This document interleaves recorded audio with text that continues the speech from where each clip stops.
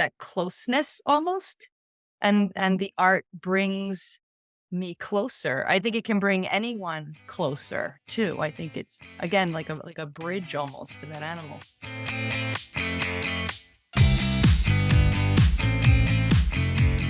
Hi, I'm Kathy Kowalik, and I believe that our dogs connect us to the heart and soul of what really matters in life. So hang out, and we'll take a deep dive into the human-dog connection and explore strategies that will inspire you to create legendary, enlightened partnership with your dog. This is the Enlightened by Dogs podcast.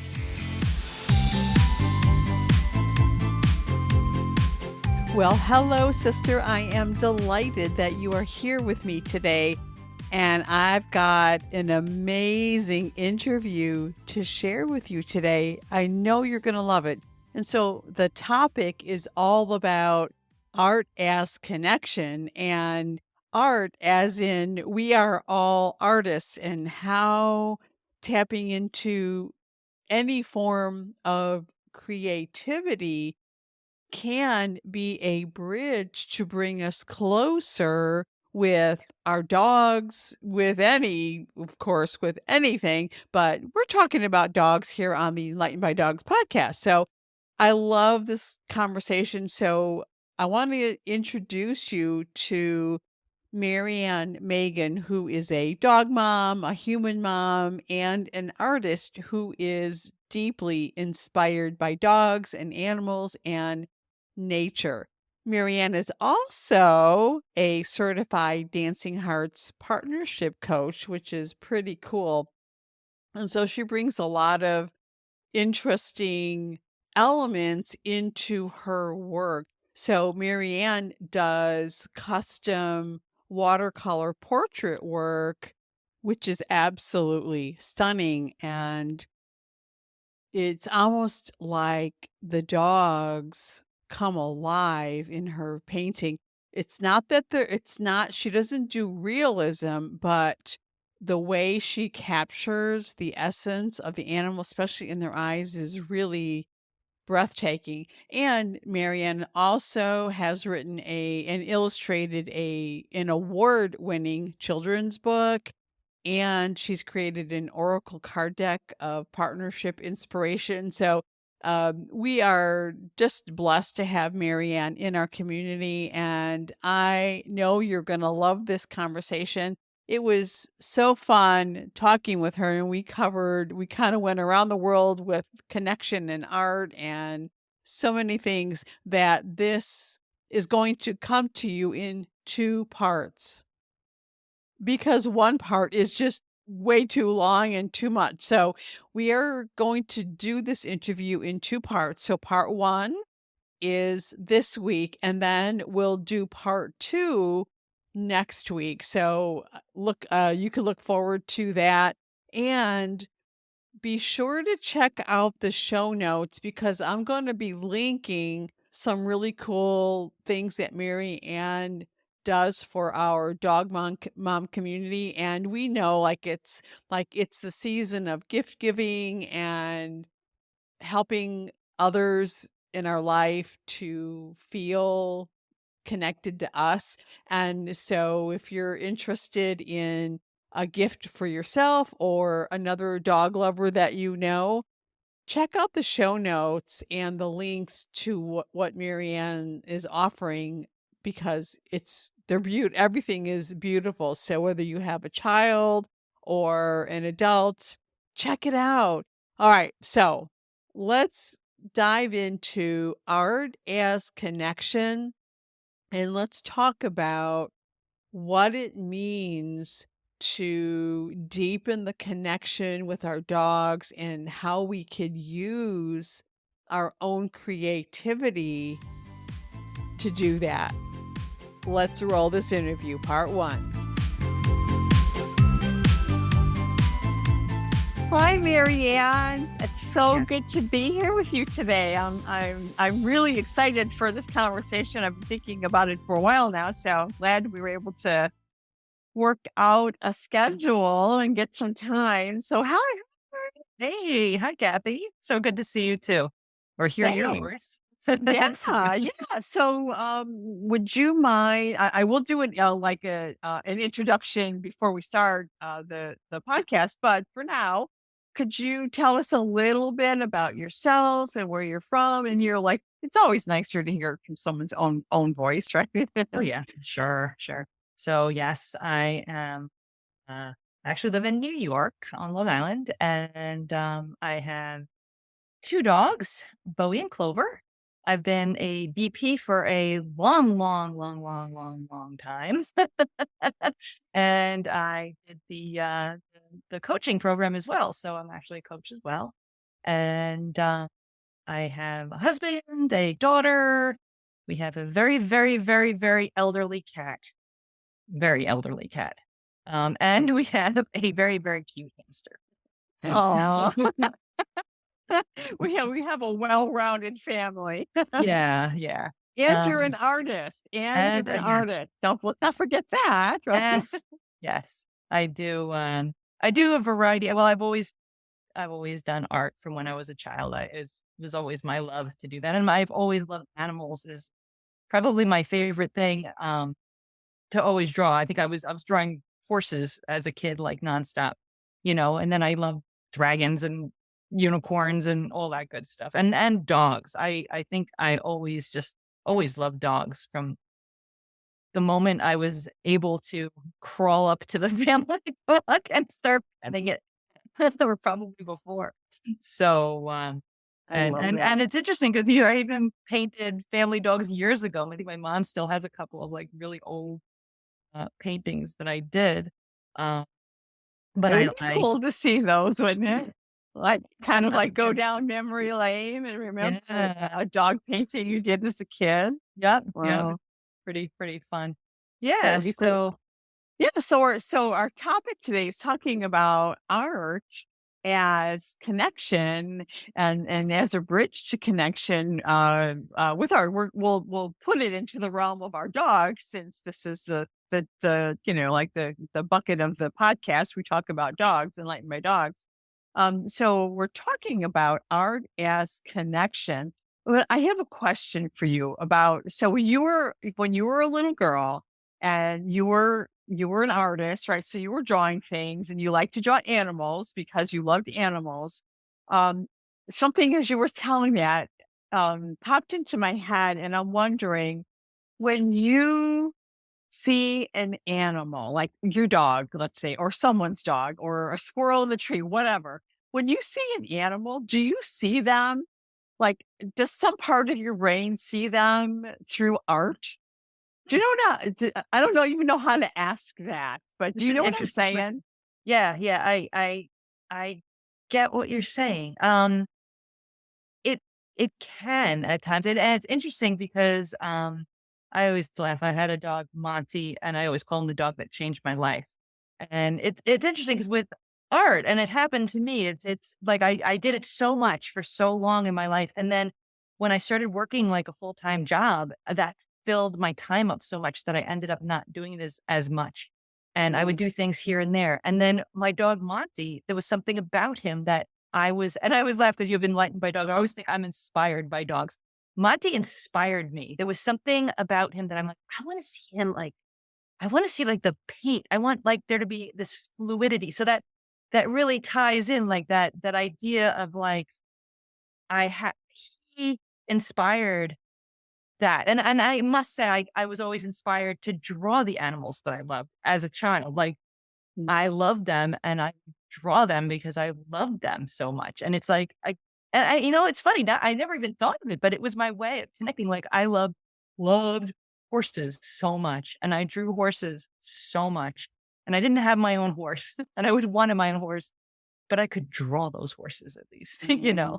So So it's almost as if like through the act of drawing or painting that you're merging with the animal. Like, because the art, the idea, the whatever mechanism that comes from your brain into your body, out your hands and gets onto paper, that piece of you, that's you, right? mhm. And when what you put on the paper or on the easel or whenever whatever vehicle you're using, the animal that emerges from your work comes from you. And so it's almost like you are merging with the animal as you draw and paint them. Yeah. It's an interesting thing. I think when you paint or when you draw or you do any art, I mean, I'll any art, it doesn't matter what it is. You're bypassing your brain, I think. You're using your brain in a way, but you're really tapping, I think, into your heart. Like and right, you're going from an empty page to something.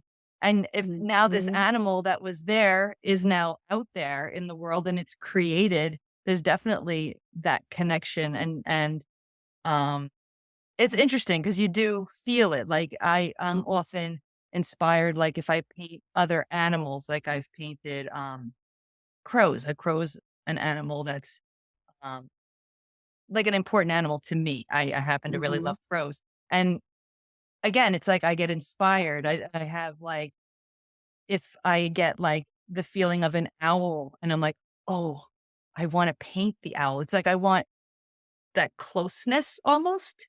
And the art brings me closer. I think it can bring anyone closer too. I think it's again like a bridge almost to that animal. I love that. I mean, I think um I think I have a similar experience to what you're describing. I don't know, but I think it feels the same as what you're saying. Like when I'm out, like I go for the morning walk with my dogs and I always have my phone with me and sometimes I'm like I see something. It could be anything, a tree, a plant, an insect, a bird, whatever, my dogs whatever, like I see something and there's something inside, like in my heart that moves me to want to put it on my phone as a photograph. You Mm. know what I mean?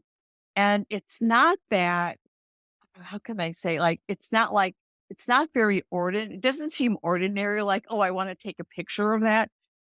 That it's not that it's not, that's not it. It's more like something connects me with that, and somehow I don't have anything with me but my phone, and even if I was an art I mean, like, I'm not an artist, but do you carry a sketchbook around with you all the time? I don't. I wish I Do did. do you? Like, some people maybe some people do, Yeah. so it's No, some almost people like, definitely do. And sketch yeah. all the time. Yeah. Yeah, so it's almost like my phone serves as the vehicle of connection. I don't know, do you think that's similar to what happens Yeah. when you paint and draw? Yeah. Well, again, it's art, right? It's it's all art. It's you're because you're framing something. You know what I mean? You're capturing it and you're framing something in a specific way, which is Mhm. art. I mean, photography is definitely art, and I think that's definitely and again, like you said, you don't, it's not like you're just like, oh, let me just snap a photo. You're feeling something from that. And we feel like when we look at art, when we look at a photograph, a beautiful photograph, we get a feeling. Do you know what I mean? There's a connection to whatever that is. If it's a beautiful photograph of whatever it might be, a sunset, people, whatever it is, you're connecting. Art connects us. You're watching a story in dance. You're watching, you're looking at a piece of art. You're connecting both to the image, to the artist who created it, and to whatever's in your own head and heart, which is kind of neat because it's all Yeah, personal. I love that, and I guess it could be, other like, it could doesn't have to be a visual art, it could be, like, music is as an Oh, art, yeah. so, someone that is, that I don't know, like, how would you describe, like, when you say you're an artist, what does that mean versus being a musician? Like, I don't know, I never thought about that. Like, what is the thing that makes a musician and an artist an artist? What is that? I don't know. I think it's also what you call yourself, and a musician is an artist to me. They're just Right. doing They that. are, right? Yeah. Yeah, And and so is an music. artist a musician just because the Mm, world is made out of, I mean, it's all math. It all comes down to math, yeah, right? very interesting. Like Oh, it's the, interesting, right? Because I tend to, when I do my paintings, I like to listen to music, and the music is very meaningful to me um, as I'm yeah. painting. So it's interesting. Like I'm very connected to music and songs, and they have a lot of meaning to me. And of course, that's not anything that I'm creating, but it's coming through to me, It's and I'm making a connected to it. connection. Yeah. And music makes a huge connection. I mean, and so many of us. I mean, dancing, you're connecting to the music. You know, you're connecting with other people if you're dancing with them. You know, it's really Even interesting. if you're watching dancing, just All like of it. looking Yes. at a painting or a photograph that's framed, right? I mean, there's Yeah. something that happens when we put ourselves in a position where we can connect with art of some, even if whether it's a live art like a real sunset or a painting of a sunset or a photograph of a sunset or music inspired by a sunset, Mm. right? Yeah. Yeah. Or makes us feel that way. You know, we all, it's all arts in the eye of the beholder, right? So it's all coming in, whatever the senses are. Like I was recently thinking about that. Like when you're listening, like you don't only listen with your ears, you listen with your eyes, you listen with, like you're hearing with all your senses, right? I mean, Yeah. if you're Your paying whole attention, body. right? Like we talked Yeah. about in BPA, like the listening to your dog's whispers, but listening to your dog's whispers doesn't mean listening with your ears. No, it doesn't. So Right. It means listening with all, even everything. the Yeah. non-physical parts of us, Yeah. right? And your Our intuition, right? It's all, right.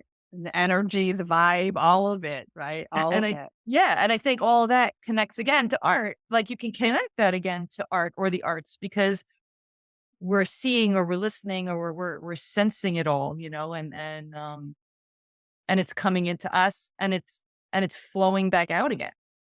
I love that. So is it fair to say that because I'm sure we have listeners that are well, like I used to sometimes they might be thinking, well, I'm not an artist. I'm not a musician. I'm not even creative. I can't even write my name legibly. And yet, is it fair to say that everyone is an artist in some way, that everyone can make a connection through art in some way? Does that seem like it's fair to say? Yes, I can definitely say that is I think it's truth because you can you can draw stick figures and that could be meaningful. You don't have to have there's skill, right? There's skill in art and people that are called artists have skill. But art isn't only about the skill of art. Again, I think it's about the feeling of art. Like it's a combination and you can create. It's the art of creation, right? You can create. You might be really good at cooking. That's an art too. Do you know what I mean? And you're infusing that with love and you're sharing that with other people. So I think there's many ways that people just don't realize. My mother used to always say, "Oh, well, I'm not." You know, my father's side was the creative, like artist side, and yeah, she can make a house beautiful. She can actually, and then she started painting and like doing some things here and there, and maybe it Well, wasn't her full thing, but she expressed it. And anybody can take a paintbrush and put paint on a canvas. It does. It might just be whatever. It could just be swirls, but that's still art. right. Because it comes from the heart and art is a part of the heart, right? We can't Yeah. have art without heart. You can't have art without heart. Right? HEART, right?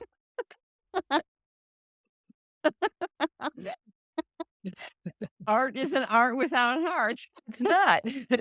And we all have hearts. So that That's right. means we are all artists, right? Yes. I think no, I think I think people get shut down. I know like being a kid, I had a friend who was told like, "Oh, well, you can't paint the sky those colors. Like the sky's not normally those colors."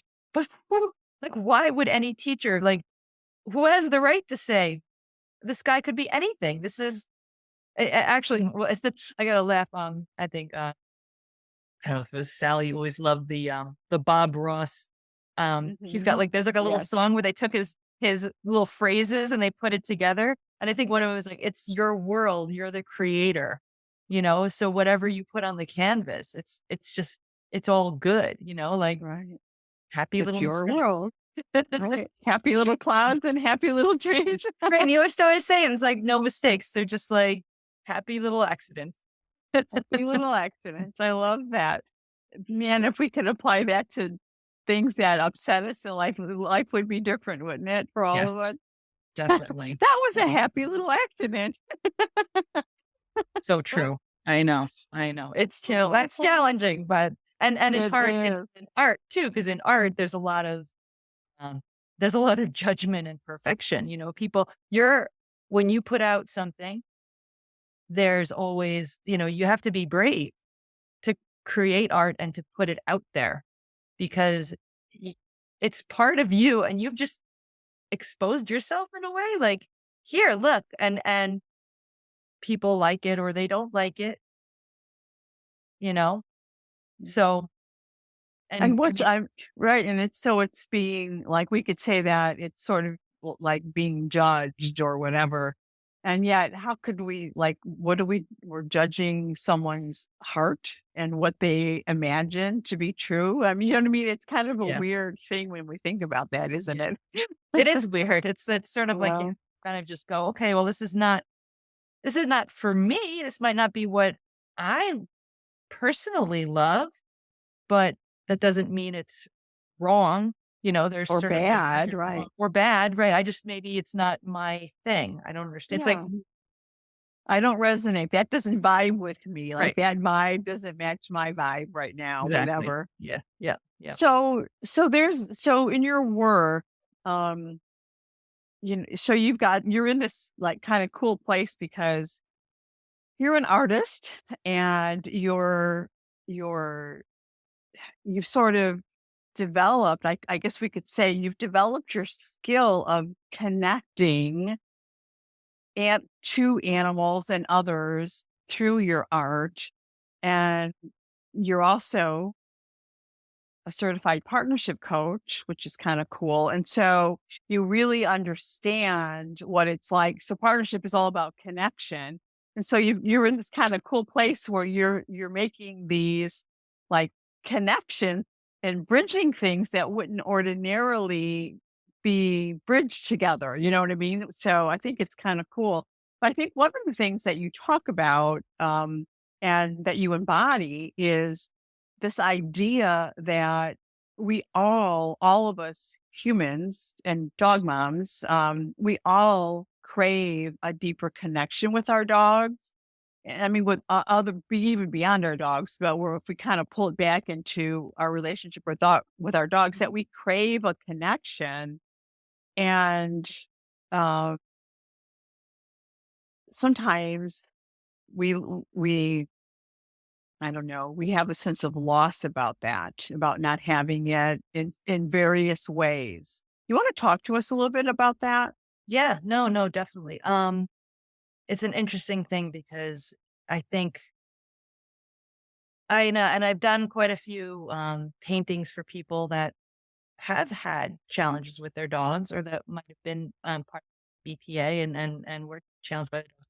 And I think something that's an interesting thing again with the art is that it's another way to see their dog too. Like I can connect as I'm painting and I'm seeing the beauty of their dog as I'm painting. I kind of can feel like it's interesting. It's really kind of interesting.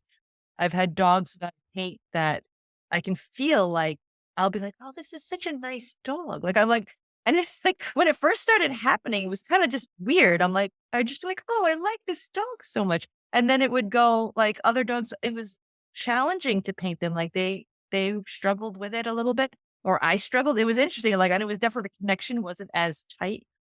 But I find that I can paint the dog for the person. The person now has this beautiful image of their dog that they then can look at, and they can now sit with that, and maybe they start to see their dog in a different light. in the light of this Mm. beautiful painting, and they can almost like connect to the painting as well as to their dog. And it can again bridge that idea of, okay, like I right now can't see my dog as being I see my dog as being challenging and I'm having a hard time. My dog's having a hard time. Difficult. Yeah.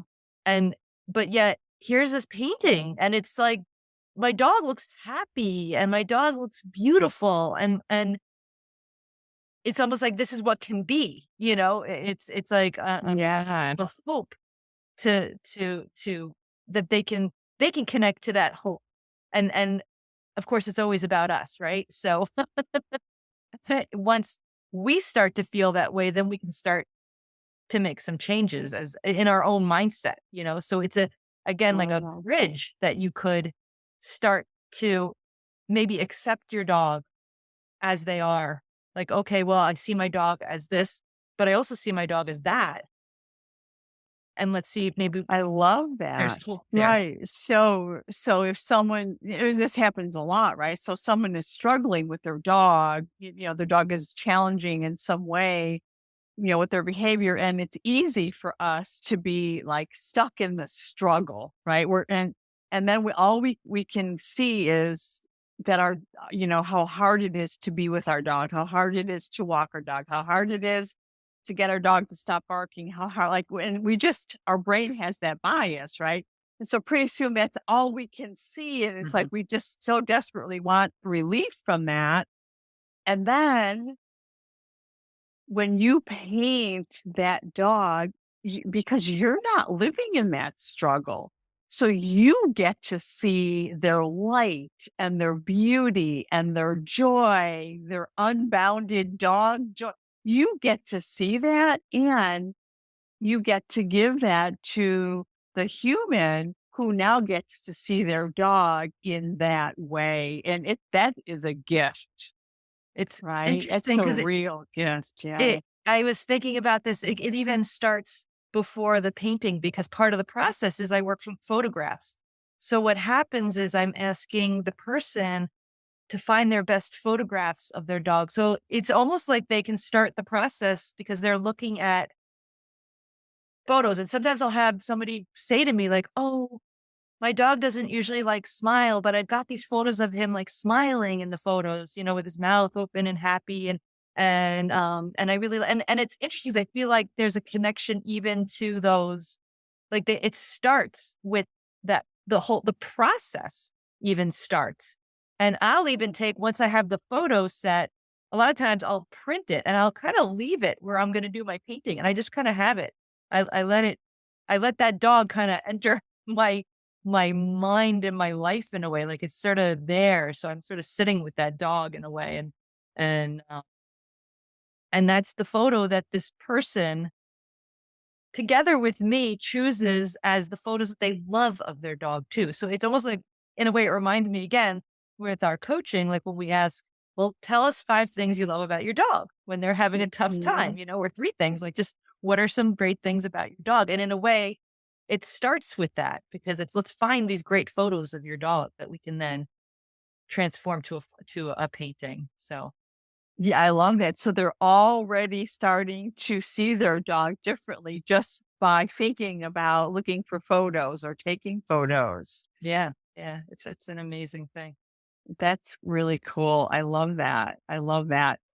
So you have a story of how, like, you got to this place where you were able to merge your art and your skill at art with your connection with dogs, with your feelings and your heart, and making that connection and expressing yourself through your art. Can you want to tell us a little bit about how, and then that evolved into you providing paintings, custom commissioned art for people, for dog moms that have experienced loss or disconnection. You want to tell us a little bit about that journey?